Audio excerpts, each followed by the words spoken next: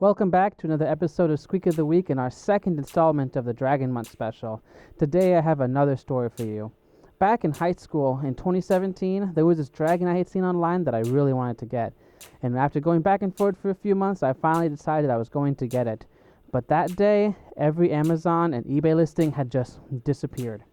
Turns out this dragon only ran for one season in 2014, and after that, it'd be very hard to find. So I had to resort to the world of furries. I had just recently discovered that furries and inflatables had a lot of overlap, and I found someone in Germany who was willing to sell me their dragon for $20, including shipping.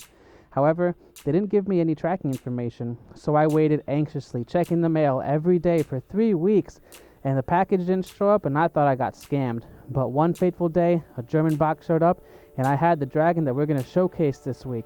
So this week, we're going to feature the Intex Medieval Dragon.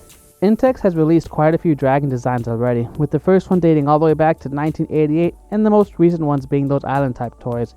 But I think that the Medieval Dragon is the most dragon-looking one of them all. It's got wings that shoot out from the neck, and for a mass-produced toy, a very detailed face. The base vinyl is green, so the areas with the highest risk for paint damage will be the orange frill on the back and the yellow belly. A few things going against it though are the giant warning labels. You can remove them, but then you have a large area with no paint. But the dragon already has a couple areas with no paint, like on the neck and around the tail. The last thing is that the arms and legs kind of feel slapped on. They only have the orange frills, but no design outside of that. It still is a very cool looking toy, and definitely turns heads when I take it to the beach or the pool, so I'm going to give it a 3 out of 4 in design. There are quite a few toys that have a reputation for popping very easily, and the Medieval Dragon is among them.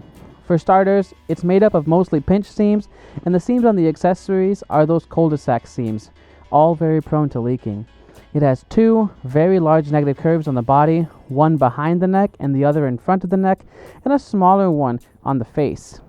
It is made up of 3 separate chambers, that being the main body and the 2 front limbs.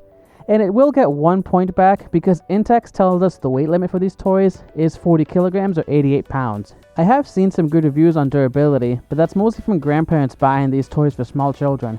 I obviously am not a small child, and I exceed the weight limit by nearly double. These toys also, when they pop, almost always burst, which is those large seam explosions.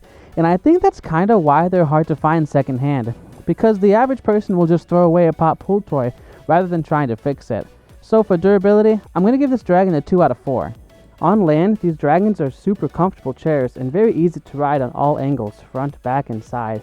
The head and neck provide great support, so it's easy to rest on.